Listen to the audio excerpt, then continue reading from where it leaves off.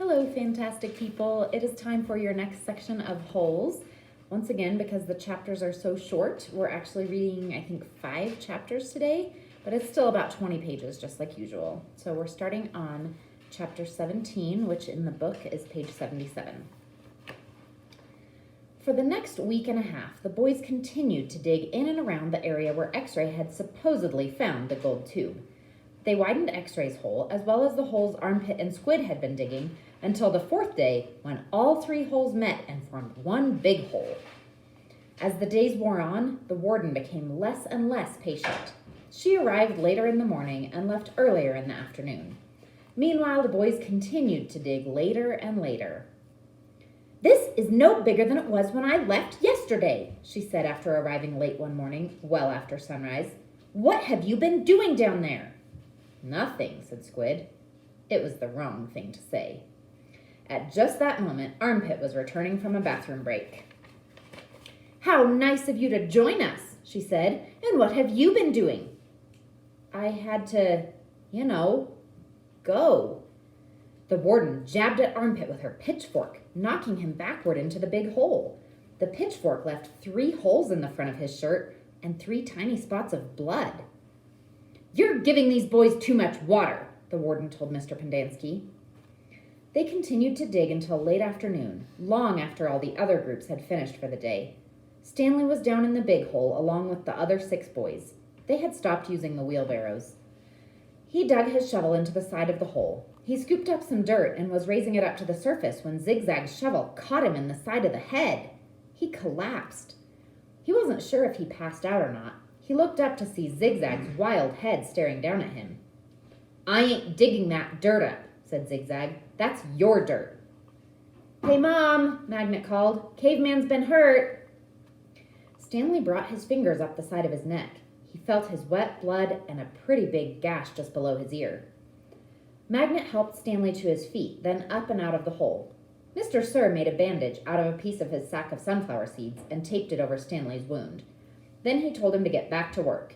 "It isn't nap time." When Stanley returned to the hole, Zigzag was waiting for him. "That's your dirt," Zigzag said. "You have to dig it up. It's covering up my dirt." Stanley felt a little dizzy.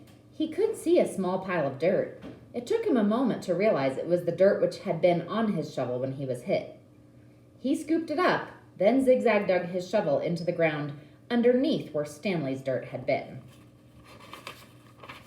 Chapter 18. The next morning, Mr. Sir marched the boys to another section of the lake, and each boy dug his own hole, 5 feet deep and 5 feet wide. Stanley was glad to be away from the big hole. At least now he knew just how much he had to dig for the day, and it was a relief not to have other shovels swinging past his face or the warden hanging around. He dug his shovel into the dirt, then slowly turned to dump it into a pile. He had to make his turns smooth and slow. If he jerked too quickly, he felt a throbbing pain just above his neck, where Zigzag's shovel had hit him. That part of his head, between his neck and ear, was considerably swollen. There were no mirrors in camp, but he imagined he looked like he had a hard-boiled egg sticking out of him. The remainder of his body hardly hurt at all. His muscles had strengthened, and his hands were tough and calloused. He was still the slowest digger, but not all that much slower than Magnet. Less than 30 minutes after Magnet returned to camp, Stanley spat in his hole. After his shower, he put his dirty clothes in his crate and got out his box of stationery. He stayed in the tent to write his letter so Squid and the other boys wouldn't make fun of him for writing to his mother. "Dear Mom and Dad, camp is hard but challenging. We've been running obstacle courses and have to swim long distances on the lake. Tomorrow we learn..." He stopped writing as Zero walked into the tent, then returned to his letter. He didn't care what Zero thought. Zero was nobody. "Learn to rock climb. I know that sounds scary, but don't worry." Zero was standing beside him now, watching him write. Stanley turned and felt his neck throb.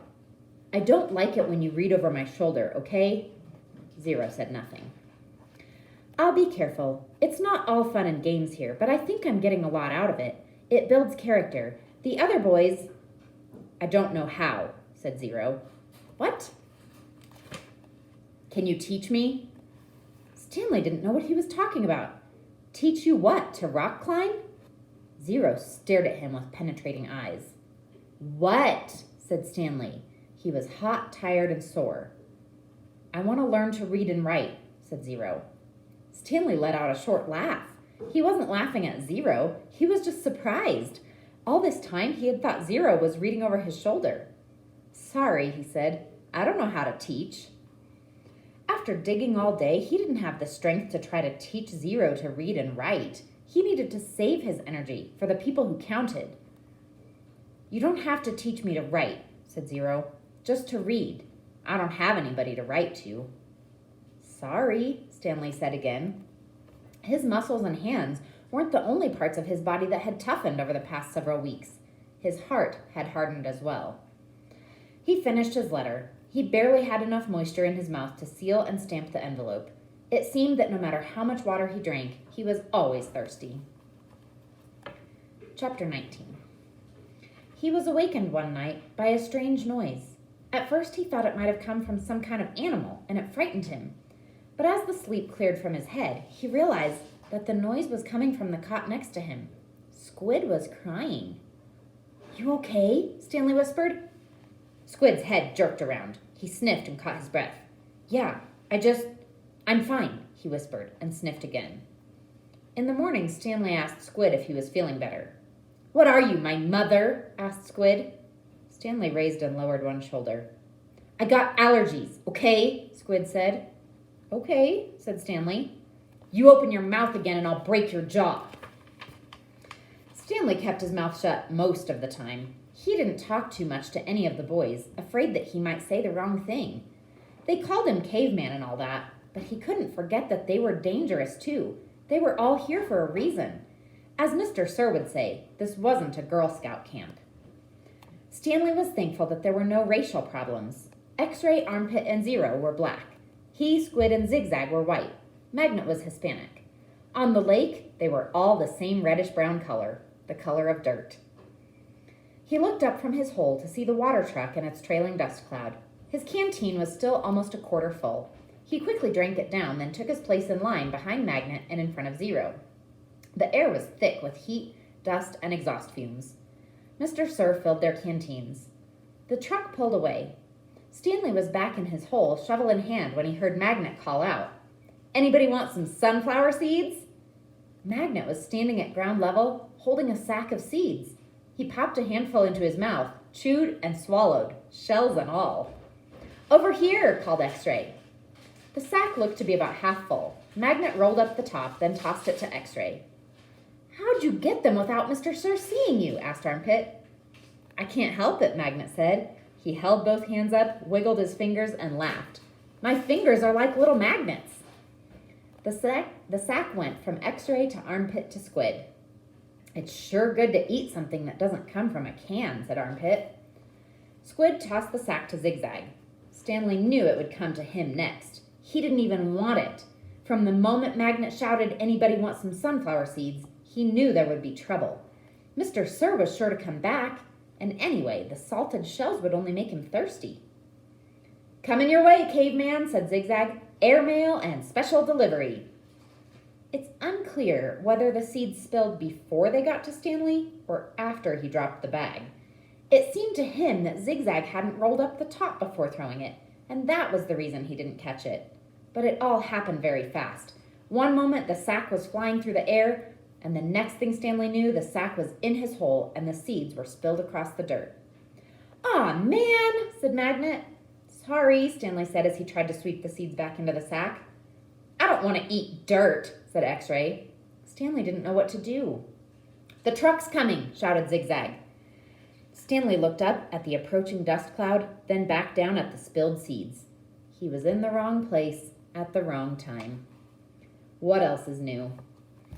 He dug his shovel into his hole and tried to turn over the dirt and bury the seeds. What he should have done, he realized later, was knock one of his dirt piles back into his hole. But the idea of putting dirt into his hole was unthinkable. Hello, Mr. Sir, said X-Ray. Back so soon? It seems like you were just here, said Armpit. Time flies when you're having fun, said Magnet. Stanley continued to turn the dirt over in his hole. You Girl Scouts having a good time? Asked Mr. Sir.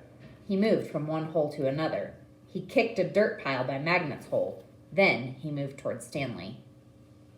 Stanley could see 2 seeds at the bottom of his hole. As he tried to cover them up, he unearthed a corner of the sack. Well, what do you know, caveman? Said Mr. Sir, standing over him. It looks like you found something. Stanley didn't know what to do. Dig it out, Mr. Sir said. We'll take it to the warden. Maybe she'll give you the day off. It's not anything, Stanley muttered. Let me be the judge of that, said Mr. Sir. Stanley reached down and pulled up the empty burlap sack. He tried to hand it to Mr. Sir, but he wouldn't take it. So tell me, caveman, said Mr. Sir, how did my sack of sunflower seeds get into your hole? I stole it from your truck. You did? Yes, Mr. Sir. What happened to all the sunflower seeds? I ate them. By yourself? Yes, Mr. Sir. Hey, caveman, shouted Armpit. How come you didn't share any with us? That's cold, man, said X-Ray. I thought you were our friend, said Magnet. Mr. Sir looked around from one boy to another, then back to Stanley. We'll see what the warden has to say about this. Let's go. Stanley climbed up out of his hole and followed Mr. Sir to the truck. He still held the empty sack. It felt good to sit inside the truck, out of the direct rays of the sun. Stanley was surprised he could feel good about anything at the moment, but he did. It felt good to sit down on a comfortable seat for a change. And as the truck bounced along the dirt, he was able to appreciate the air blowing through the open window onto his hot and sweaty face. Chapter 20. It felt good to walk in the shade of the 2 oak trees. Stanley wondered if this was how a condemned man felt on his way to the electric chair, appreciating all of the good things in life for the last time. They had to step around holes to get to the cabin door. Stanley was surprised to see so many around the cabin. He would have expected the warden to not want the campers digging so close to her home, but several holes were right up against the cabin wall. The holes were closer together here as well, and were of different shapes and sizes. Mr. Sir knocked on the door. Stanley still held the empty sack. Yes, the warden said, opening the door. There's been a little trouble out on the lake, Mr. Sir said. Caveman will tell you all about it. The warden stared at Mr. Sir a moment, then her gaze turned toward Stanley. He felt nothing but dread now. Come in, I suppose, said the warden. You're letting the cold out. It was air-conditioned inside her cabin. The television was going. She picked up the remote and turned it off. She sat down on a canvas chair. She was barefoot and wearing shorts. Her legs were as freckled as her face and arms. So, what is it you have to tell me? Stanley took a breath to steady himself. While Mr. Sir was filling the canteens, I snuck into the truck and stole his sack of sunflower seeds. I see. She turned to Mr. Sir. That's why you brought him here? Yes, but I think he's lying. I think someone else stole the sack, and Caveman is covering up for X-Ray or somebody. It was a 20-pound sack, and he claims to have eaten them all by himself. He took the sack from Stanley and handed it to the warden. I see, said the warden again. The sack wasn't full, said Stanley, and I spilled a lot. You can check my hole. In that room, Caveman, there's a small flowered case. Will you get it for me, please? She pointed to a door. Stanley looked at the door, then at the warden, then back at the door. He slowly walked toward it. It was a kind of dressing room with a sink and a mirror. Next to the sink, he saw the case, white with pink roses. He brought it back out to the warden, and she set it on the glass coffee table in front of her. She unclasped the latch and opened the case. It was a makeup case. Stanley's mother had one similar to it. He saw several bottles of nail polish, polish remover, a couple of lipstick tubes, and other jars and powders. The warden held up a small jar of dark red nail polish. You see this, Caveman? He nodded. This is my special nail polish. Do you see the dark, rich color? You can't buy that in a store. I have to make it myself. Stanley had no idea why she was showing it to him. He wondered why the warden would ever have the need to wear nail polish or makeup. Do you want to know my secret ingredient? He raised and lowered one shoulder. The warden opened the bottle. Rattlesnake venom. With a small paintbrush, she began applying it to the nails on her left hand. It's perfectly harmless when it's dry. She finished her left hand. She waved it in the air for a few seconds, then began painting the nails on her right hand. It's only toxic while it's wet. She finished painting her nails, then stood up. She reached over and touched Stanley's face with her fingers. She ran her sharp, wet nails very gently down his cheek. He felt his skin tingle. The nail on her pinky just barely touched the wound behind his ear. A sharp sting of pain caused him to jump back. The warden turned to face Mr. Sir, who was sitting on the fireplace hearth. So, you think he stole your sunflower seeds? No, he says he stole them, but I think it was... She stepped toward him and struck him across the face. Mr. Sir stared at her. He had 3 long red marks slanting across the left side of his face. Stanley didn't know if the redness was caused by her nail polish or his blood. It took a moment for the venom to sink in. Suddenly, Mr. Sir screamed and clutched his face with both hands. He let himself fall over, rolling off the hearth and onto the rug. The warden spoke softly. I don't especially care about your sunflower seeds. Mr. Sir moaned. If you must know, said the warden, I liked it better when you smoked. For a second, Mr. Sir's pain seemed to recede. He took several long, deep breaths. Then his head jerked violently, and he let out a shrill scream worse than the one before. The warden turned to Stanley. I suggest you go back to your hole now. Stanley started to go, but Mr. Sir lay in the way. Stanley could see the muscles on his face jump and twitch. His body writhed in agony. Stanley carefully stepped over him. Is he... Excuse me, said the warden. Stanley was too frightened to speak. He's not going to die, the warden said, unfortunately for you. Chapter 21. It was a long walk back to his hole. Stanley looked out through the haze of heat and dirt at the other boys, lowering and raising their shovels. Group D was the farthest away. He realized that once again he would be digging long after everyone else had quit.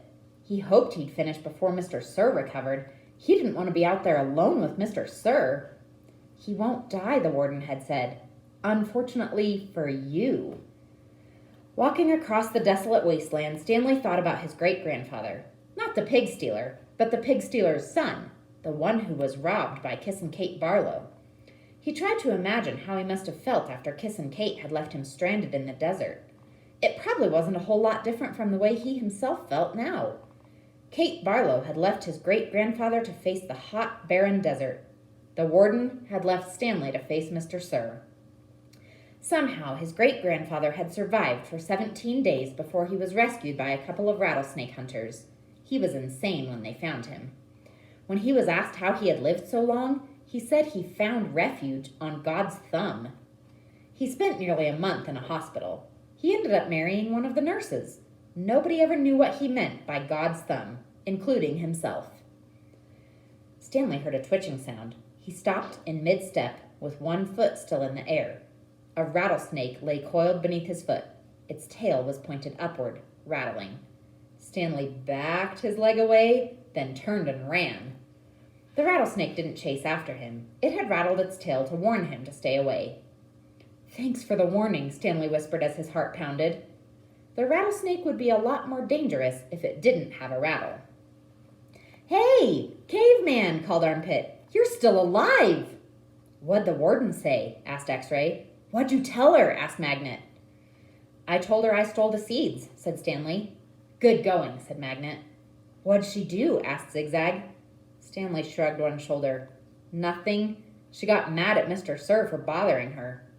He didn't feel like going into details.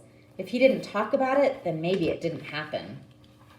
He went over to his hole, and to his surprise, it was nearly finished. He stared at it, amazed. It didn't make sense. Or perhaps it did. He smiled. Since he had taken the blame for the sunflower seeds, he realized the other boys had dug his hole for him. Hey, thanks, he said. Don't look at me, said X-Ray. Confused, Stanley looked around, from Magnet to Armpit to Zigzag to Squid. None of them took credit for it. Then he turned to Zero, who had been quietly digging in his hole since Stanley's return. Zero's hole was smaller than all the others.